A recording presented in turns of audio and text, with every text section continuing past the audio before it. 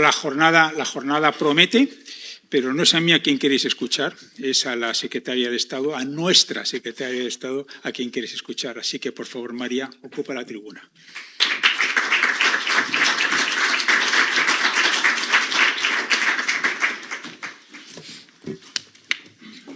Muy buenos días a todos, a todas. Es un verdadero placer volver a estar en estas jornadas tecnológicas de Europa Press. Quiero agradecerle mucho a Europa Press la organización de las mismas, poder hablar, parar, tener la calidad de las mesas y de los ponentes en un momento como este, creo que es no solo de agradecer, sino diría que hasta imprescindible. Perdonad un segundo. Así mejor. Querido Asís, querida Candelas, que te veo por aquí también, presidente ejecutivo de Europa Press, Candelas, gracias por consolidar un espacio para debatir sobre los desafíos tecnológicos, económicos, pero también sociales de nuestro tiempo. Creo que muchos de los que estáis aquí sabéis que en el Gobierno defendemos que lo que está sucediendo en el mundo, el impacto de la tecnología y muy especialmente de la inteligencia artificial, no es cualquier cambio tecnológico, es un cambio realmente social, por supuesto económico, pero casi civilizatorio. Y me hace mucha ilusión volver a participar en esta jornada porque significa que se consolidan por la complicidad con Europa Press, como venía diciendo, pero también porque el año pasado hablábamos aquí de los datos como una infraestructura crítica tan esencial como la energía. Y en un año, si echamos la vista atrás, la verdad que la conversación yo creo que ha generado un boom en el que ahora mismo solo vemos la punta del iceberg. Y a día de hoy, la inteligencia artificial no solo está transformando la economía digital, sino que probablemente solo veamos esa punta del iceberg de lo que puede suponer o no. Y creo que eso nos apela como ciudadanos, por supuesto como responsables públicos, pero como responsables empresariales, como líderes en los medios de comunicación, hacer un debate profundo sobre lo que queremos que sea o no la inteligencia artificial, sobre cómo queremos que nos impacte en la forma que vivimos. Yo creo que objetivamente España ha hecho un trabajo, ahora mismo hablábamos casi de casualidad por otras cuestiones, Asís y yo, de Nadia Calviño, desde la vicepresidenta Calviño hasta ahora, de digitalización, de, digamos, ponernos en una buena situación, lo dicen todos los indicadores. Y todos esos retos sobre los que debatíamos, la conectividad, la digitalización, son ya una página superada de país por los avances extraordinarios que hemos conseguido en muy poco tiempo. Hablo de que la cobertura 5G alcanza ya el 99% de la población y el 96% de las zonas rurales, reduciendo la brecha digital entre entornos rurales y urbanos a mínimos históricos. Hace pocos días el ministro presentaba el informe anual de conectividad y yo lo tengo que resaltar primero porque sin la conectividad no tendríamos una palanca de competitividad tan potente como tenemos como país, pero segundo, creo que casi todos sabéis que antes de ser secretaria de Estado de Inteligencia Artificial fui secretaria de Estado de Telecomunicaciones y me enorgullece grandemente ver cómo hemos ido superando estos hitos. Pero no solo hablamos de conectividad, hablamos de digitalización. Estamos en uno de los países más avanzados al respecto en Europa, con indicadores por encima de la media en competencias digitales y formación, en conectividad, como ya decía, en servicios públicos digitales, según los datos de la década digital y todos los que podéis repasar recientemente, desde el informe de Microsoft hasta todos los índices de la Universidad de Stanford, que es uno de los informes más relevantes que se tienen en el mundo. Precisamente porque hemos avanzado tanto en esta transformación digital, hoy somos capaces de afrontar determinados debates cruciales con capacidades y por eso hoy para el Gobierno debatir sobre soberanía, profundizar con esa hoja de ruta de soberanía digital que aprueba el Consejo de Ministros, pues es un reto al que podemos hacerle cara. Para nosotros, y estamos muy alineados con Europa, la soberanía digital es una cuestión estratégica, es ser capaces de tomar decisiones sobre con quién queremos trabajar y cómo lo queremos hacer. Quiero dejar muy claro que soberanía no es aislacionismo, creo que lo hemos hablado con muchos de vosotros en otro tipo de reuniones. Soberanía es poder competir en igualdad de condiciones en un contexto global cada vez más exigente. Es garantizar que las capacidades críticas como la computación, los datos o la inteligencia artificial responden al interés general y no dependen solo de una tecnología exclusiva desarrollada fuera de Europa. Y en esta dirección, pues España quiere estar a la vanguardia con ambición. Yo creo que ambición es una palabra que describe muy bien nuestras políticas, europea y humanista. Ambición europea y humanista. Porque la verdadera innovación es la que garantiza derechos, una tecnología segura, garantiza una democracia sana, cohesión y justicia social. Por eso creo que llevamos años construyendo capacidades estratégicas en torno a varios ejes. Como ha ido marcando la Estrategia Nacional de Inteligencia Artificial, sabéis que fuimos un país pionero, no solo creando la Secretaría de Estado de Inteligencia Artificial, por cierto, liderada por mujeres desde su origen, sino siendo capaces de tener una estrategia de inteligencia artificial en 2020, cuando ni siquiera ChatGPT había irrumpido en nuestras vidas, y actualizándola en el 24. Las capacidades de las que les voy a hablar, que son estratégicas y la base de la hoja de soberanía que se plantea el Consejo de Ministros, son resultado de esta estrategia nacional y, tengo que decirlo, de un brillante trabajo de todos mis equipos. Algunos estáis aquí, pero no todos, así que lo trasladáis a los demás y, por supuesto, incluido como pilar fundamental de la digitalización de nuestro país, Red.es, querido Víctor. El primero es la capacidad de computación. Sin capacidad de computación, España no estaría en el mapa. Y España hoy está en el mapa. Infraestructuras como el Centro Nacional de Supercomputación son hoy activos estratégicos para España, para Europa y les aseguro que para el mundo.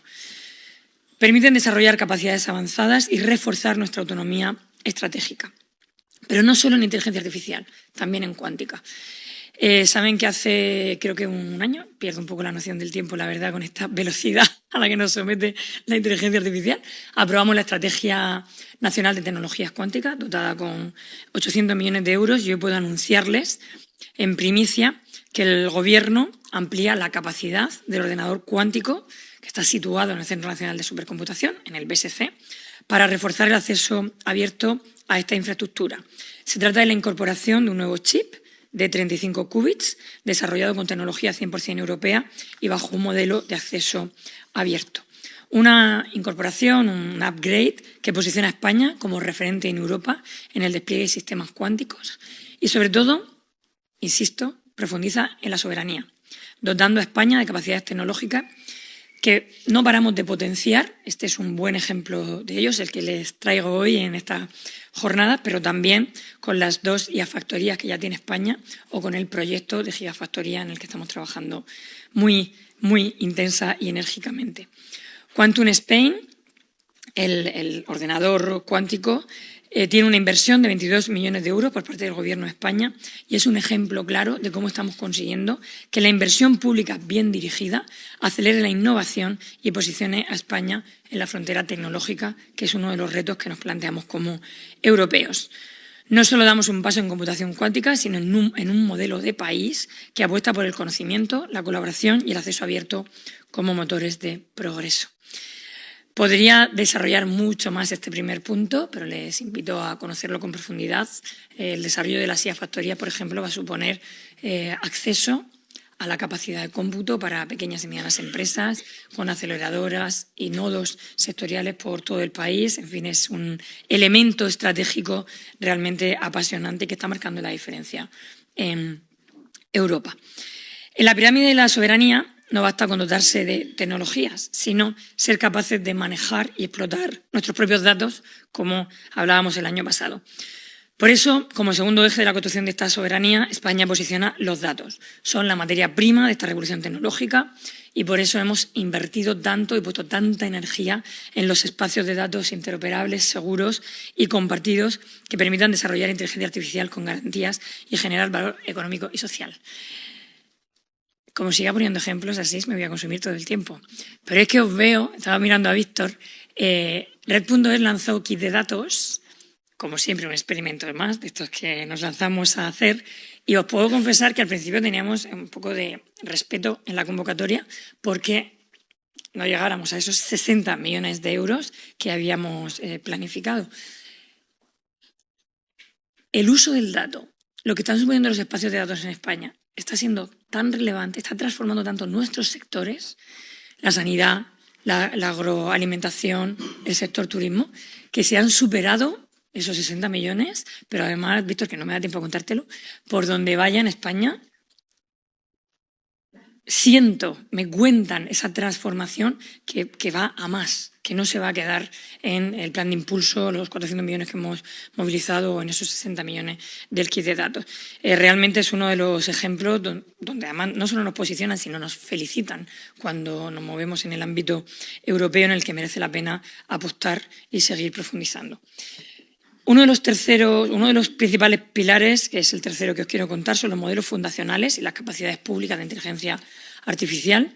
Quiero destacar ALIA, la familia de modelos de inteligencia artificial públicos abiertos, entrenados en castellano y lenguas oficiales, que es no solo soberanía, por lo que nos aporta tener un modelo propio que nunca se sabe, ¿no? que puede suceder o no, sino que es diversidad, es apostar por nuestra lengua y es una oportunidad clave en el ámbito iberoamericano con casi 600 millones de hispanoparlantes. ALIA no es un proyecto tecnológico, es una decisión estratégica de país que está dando muy buenos frutos por el talento que está generando a su alrededor y también tenemos, la verdad, que datos maravillosos cada vez que hacemos un desafío, un hackathon, un prompatón, sino porque necesitamos que la inteligencia artificial piense en castellano, entienda nuestras lenguas, el contexto, los valores democráticos y tenga garantías, por un lado, de cumplimiento del reglamento y, por otro lado, de eliminación de sesgos. Este es un ejemplo más de que no podemos depender exclusivamente de las tecnologías desarrolladas fuera de Europa y de que hemos emprendido un buen camino que ahora también sigue en otros países de la Unión Europea y la propia Unión Europea, que por otro lado hace más fuerte nuestro proyecto y aquella idea que también era al principio un poco una idea loca y que ahora está dando muy buenos resultados. El siguiente eje, el cuarto y probablemente el más importante de todos, es el talento. Ninguna estrategia tecnológica es imposible pensar en soberanía si no preparamos a las personas para liderarlos. Según el índice de Stanford de abril de este año, 2026, España es ya el sexto país del mundo en adopción de la inteligencia artificial, por encima de muchos países desarrollados. Estoy hablando del mundo, no de los indicadores europeos. Os invito a leer el informe RAND, que es un informe muy no sofisticado, muy potente, ¿no? Que indica que la clave de los países no está en qué tecnología lideras o no económicamente, sino en cómo eres capaz de incorporar la inteligencia artificial, de adoptar la inteligencia artificial. Por eso creo que hemos acertado durante los últimos años impulsando pues muchas de las políticas, desde el Plan Nacional de Competencias Digitales hasta construyendo la generación IA, con la que tenemos 374 investigadores de gran nivel en los centros de excelencia de nuestro país, investigando en el marco de la inteligencia artificial. Pero sobre todo me gustaría resaltar la red de cátedras de inteligencia artificial en universidades de todo el país junto a la empresa, de nuevo la colaboración público-privada, y las cátedras CHIP y de ciberseguridad. Estamos formando investigadores, profesionales, empleados capaces de desarrollar, supervisar y aplicar las tecnologías, pero estamos también formando a toda la población, desde desempleados hasta directivos de pymes, pasando por colectivos vulnerables. Para nosotros, que ese talento, que esas capacidades nos permitan que nadie se quede atrás, es uno de los principales retos que tenemos como país. Y, por supuesto, llegando al verdadero tejido productivo, a las pequeñas y medianas empresas. Aquí, querido Víctor, programas como el Kit Digital, el Kit Consulting, haber llegado a casi 1 millón de pymes y autónomos, creo que ha sido el mayor acelerador, el mayor catalizador del proceso de modernización y competitividad de todo el territorio. Y creo realmente que ese kit digital, ese kit consulting y el kit de datos, ya podemos incluirlo a la familia de kits, son la base del éxito que están teniendo las convocatorias posteriores, que son convocatorias, digamos, de un grado mayor de integración de la inteligencia artificial, como puede ser Redia o Redia Salud, que ya sé que tenéis mucha expectación en que las saquemos, pero os aseguro que trabajamos a toda velocidad. Hoy en España, una empresa, y esto no había sucedido antes en la historia económica de nuestro país, recibe apoyo público desde que tiene una idea en su origen, hasta que crece y se quiere internacionalizar sin límites, con toda la ambición. Eso es lo que creo que hemos aportado y desde luego me estoy refiriendo a la Sociedad Española para la Transformación Tecnológica.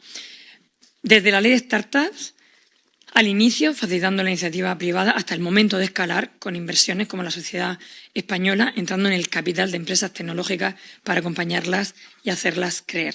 Hay un gobierno que atiende a todos, a todas, en todas las fases, porque estamos convencidos de que la inteligencia artificial y la digitalización no puede convertirse en una revolución reservada únicamente a los que tienen más capacidad de acceder a los recursos tecnológicos. No os voy a contar las inversiones de la SED, porque entonces sí que no termino, pero os animo a conocerlas porque son realmente poderosas, desde Multiverse hasta Nu Quantum. La digitalización la inteligencia artificial tiene que ser también un elemento de democratización de las oportunidades. Y por eso para nosotros es fundamental e irrenunciable la gobernanza. La inteligencia artificial amplifica capacidades, sí, pero también tiene muchísimo poder para dejarnos atrás, para multiplicar y amplificar los riesgos exponencialmente y los sesgos si no se gobierna adecuadamente. La semana pasada lideramos el primer encuentro internacional de derechos digitales en Barcelona. No soy capaz de describiros lo que se vivió allí, cómo España está siendo en el mundo la referencia de un modelo de inteligencia artificial ética. Un modelo que es necesario desde el punto de vista de los valores, desde el punto de vista de los derechos fundamentales, pero que es imprescindible desde el punto de vista económico. No hay otro modelo como el europeo, como el español, que te garantice una tecnología segura, confiable, que protege los datos, que aplica el reglamento. Y esa apuesta es sobre seguro y es imprescindible, ya digo, como nicho económico en el mundo. Pues en este encuentro, Carissa Belliz, una filósofa y experta en ética tecnológica que os la recomiendo, nos decía que la inteligencia artificial predice, pero claro, predice repitiendo patrones. Y predice también en ese marco de profecías que algunos quieren que sea el mundo. Y nosotros lo que queremos es que la sociedad española, la empresa, desde las políticas públicas, Europa, porque tiene que ser en el ámbito europeo, marquemos, intervengamos para no repetir errores del pasado, para no reproducir sesgos históricos, para no amplificar desigualdades o discriminaciones invisibles presentes en los datos con los que entrenamos los sistemas. Por eso hemos decidido liderar un camino diferente, basado en derechos, en transparencia, en supervisión humana, transparencia algorítmica, evidentemente, me estoy refiriendo, como marca el reglamento, y porque liderar tecnológicamente también puede significar liderar éticamente. Por eso no es casualidad que España haya recibido la primera reunión del Panel Internacional de Inteligencia Artificial de las Naciones Unidas en Madrid, fue la primera reunión, ni que la ONU haya establecido en Valencia el laboratorio, la oficina para la gobernanza de la IA humanista, que además va a arrancar los diálogos globales ni más ni menos que allí. Somos una referencia ética, yo lo viví en primera persona en Barcelona, pero como digo, necesitamos que esa conversación colectiva nos empodere como ciudadanos, como empresas, que seamos capaces de ser dueños de nuestro futuro y de lo que queremos que sea la tecnología para el bien y no lo contrario, que al final terminemos todos en una especie de serie o película en la que se toman las decisiones por las sociedades o por las democracias.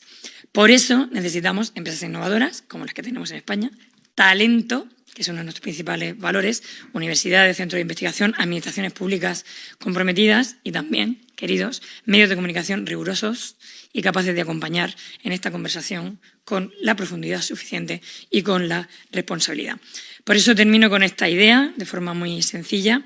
A menudo hablamos de la inteligencia artificial como un reto, como si solo fuese tecnológico, como si solo fuese económico, y en realidad es un gran reto político, social, desde luego económico, pero como le gusta decir a Óscar López, casi, el ministro evidentemente, casi civilizatorio. La pregunta no es solo qué podemos hacer con la tecnología, sino qué queremos hacer con ella, qué modelo productivo queremos construir, qué derechos creemos que hay que proteger o no. ¿Hay que proteger a los menores o no? Es obvio. De hecho, el informe que presentamos en el Congreso de Derechos Digitales aumenta el porcentaje de españoles comprometidos con esta causa. Pero luego no es tan sencillo. Luego tiene que haber un presidente del Gobierno que se vaya, me parece que fue en Abu Dhabi donde lo anunció, y sea uno de los primeros países que anuncie que vamos a prohibir las redes sociales para los menores. En definitiva, que depende de nosotros qué sociedad queremos dejar a las próximas generaciones, y España, el Gobierno, tiene muy claro que queremos contribuir a esta conversación de una forma muy clara. Desde el tecnooptimismo, con una transformación digital ambiciosa, innovadora y competitiva, como la que está sucediendo en España. Yo os llamo a mirar los datos, algunos de los que os he dado y otros, pero siempre ética, humanística, marcando la diferencia, una diferencia imprescindible y centrada en las personas. Que tengan ustedes una maravillosa jornada. Infinitas gracias, Europa Press, Asís, Candelas, y disfruten también de la calidad de los ponentes, que es la verdad que es suprema. Muchísimas gracias.